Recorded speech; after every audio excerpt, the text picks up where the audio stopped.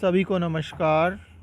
भौतिक भूगोल के मूल सिद्धांत कक्षा 11 की पाठ्य पुस्तक का अध्याय 2 मैं जगसीर सिंह पीजीटी भूगोल पृथ्वी की उत्पत्ति एवं विकास को लेकर आपके सम्मुख उपस्थित हूँ।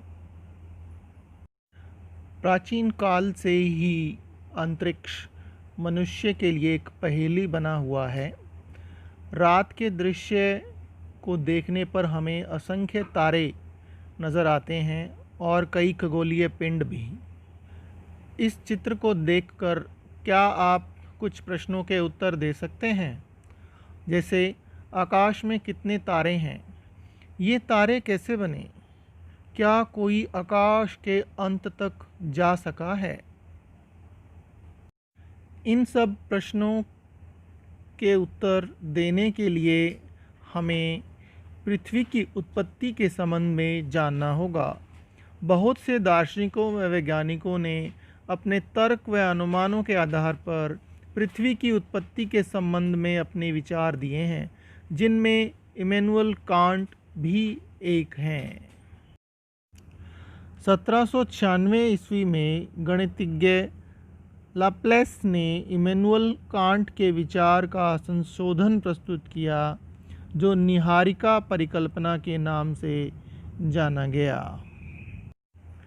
आइए अब बात करते हैं निहारिका परिकल्पना की। निहारिका परिकल्पना के अनुसार ग्रहों का निर्माण धीमी गति से घूमते हुए पदार्थों के बादल से हुआ, जो सूर्य की युवा अवस्था से संबंधित थे। बाद में सन 1900 ईस्वी में चैम्बरलेन और मोल्टन के अनुसार एक भ्रमणशील तारा सूर्य के नज़दीक से गुजरा, जिसके कारण सूर्य की सतह से कुछ पदार्थ निकलकर अलग हो गए और दूर जाकर सूर्य के चारों ओर चक्कर लगाने लगे। जैसा कि आप चित्र में देख पा रहे हैं, सर जेम्स जीन्स व हरोल्ड जेफरी ने भी इस मत का समर्थन किया और यह मत द्वैतारक सिद्धांत के नाम से जाना जाने लगा। द्वैतारक का अर्थ है कि सूर्य के साथ एक और तारा जिससे ग्रहों का निर्माण हुआ। बदलते समय के अनुसार विभिन्न विद्वानों ने प्राचीन परिकल्पनाओं में संशोधन प्रस्तुत किए, जिनमें रूस के ऑटो शिमिड और जर्मनी के कार्ल वाइजास्कर थे, जिन्होंने निहारिका परिकल्पना में संशोधन प्रस्तुत किया। इनका विचार था कि सूर्य एक निहारिका से घिरा हुआ था, जो हाइड्रोजन, हीलियम और धूल कणों से बना था। इन कणों के आपस में टकराने से बादलों का निर्माण हुआ और इनके बढ़ने के कारण ग्रहों का निर्माण हुआ, ऐसा माना जाता है। अब तक हमने ब्रह्मांड की उत्पत्ति के प्राचीन सिद्धांतों की चर्चा की। अब बात करते हैं ब्रह्मांड की उत्पत्ति के आधुनिक सिद्धांत, यानी कि बिग बैंग सिद्धांत। बिग बैंग सिद्धांत को विस्तारित ब्रह्मांड परिकल्पना भी कहा जाता है। यह आधुनिक समय का ब्रह्मांड की उत्पत्ति के संबंध में सर्वमान्य सिद्धांत है। 1920 ईस्वी में एडविन हब्बल ने ब्रह्मांड के विस्तार के प्रमाण दिए और उन्होंने इस विस्तार को गुब्बारे की सहायता से समझाया। आप सब गुब्बारे की सहायता से भी प्रयोग कर सकते हैं। जैसा कि चित्र में दिखाया गया है, आप एक गुब्बारा लें, उस पर कुछ निशान अंकित करें और उस गुब्बारे को हवा की सहायता से फुलाएं। आप देखेंगे कि जो गुब्बारे पर निशान हैं वो एक दूसरे से दूर चले गए हैं। यही सिद्धांत ब्रह्मांड की उत्पत्ति का बिग बैंग सिद्धांत का आधार है। एडविन हब्बल के इस सिद्धांत को आंशिक रूप से ही मान्यता मिली है, क्योंकि यह सिद्धांत आकाशगंगाओं के विस्तार को सिद्ध नहीं कर सका। ऐसा माना जाता है कि बिग बैंग सिद्धांत के अनुसार ब्रह्मांड का जन्म एक एकांकी परमाणु में विस्फोट से हुआ, जिसका घनत्व और तापमान अनंत था, वह आयतन सूक्ष्म था। यह घटना 13.7 अरब वर्ष पूर्व हुई और उसका विस्तार आज भी जारी है। विस्तार के कारण कुछ ऊर्जा पदार्थ में बदल गई। विस्फोट के 1 सेकंड के अल्पांश में ही ब्रह्मांड का विस्तार हुआ। पहले 3 मिनट के अंदर परमाणु का निर्माण हुआ और 3 लाख वर्षों के दौरान तापमान 4500 डिग्री केल्विन तक गिरा, जो 4226.85 डिग्री सेल्सियस के बराबर था। इसके परिणाम स्वरूप ब्रह्मांड पारदर्शी हो गया था।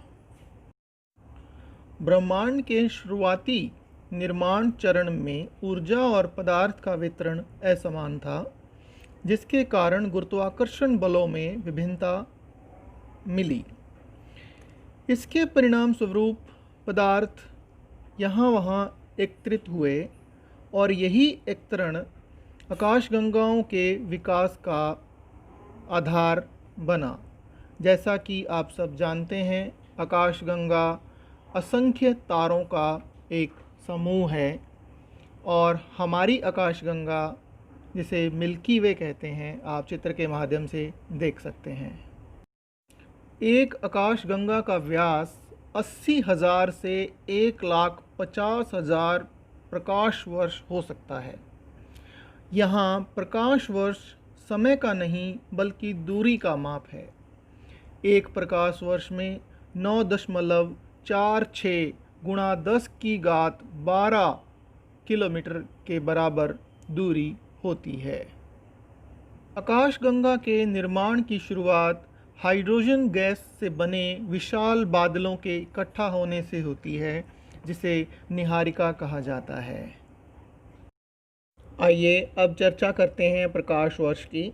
हम पृथ्वी, सूर्य और चंद्रमा के बीच की दूरी के आधार पर प्रकाश वर्ष की दूरी की गणना कर सकते हैं।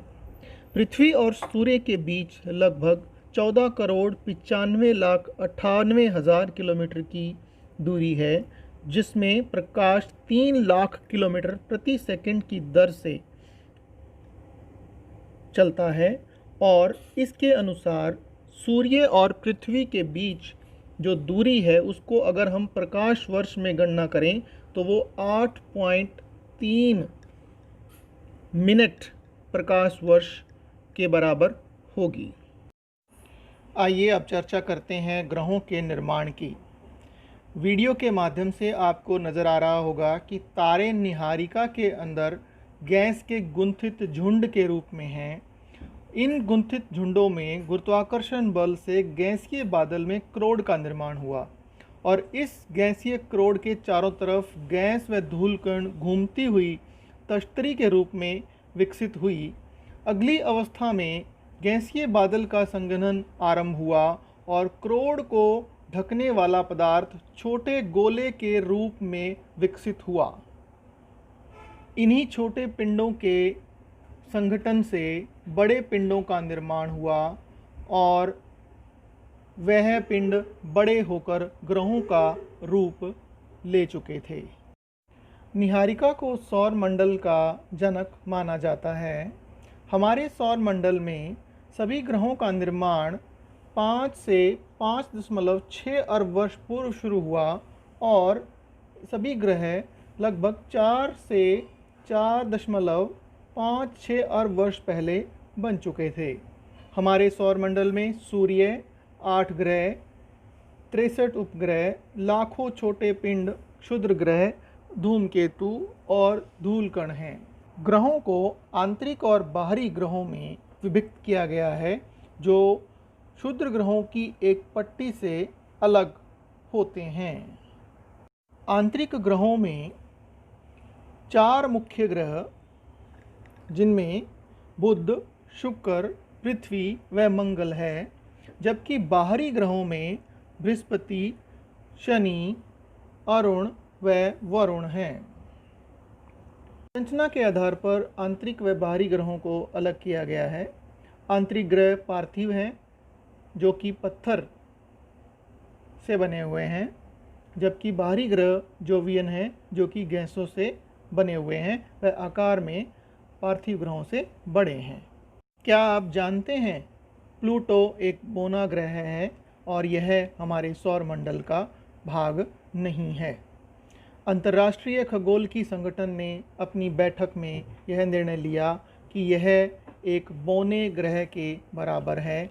चित्र के माध्यम से आप देख सकते हैं कि इस ग्रह का आकार काफ़ी छोटा है, जिस कारण से इसे बौने ग्रह का दर्जा प्राप्त है।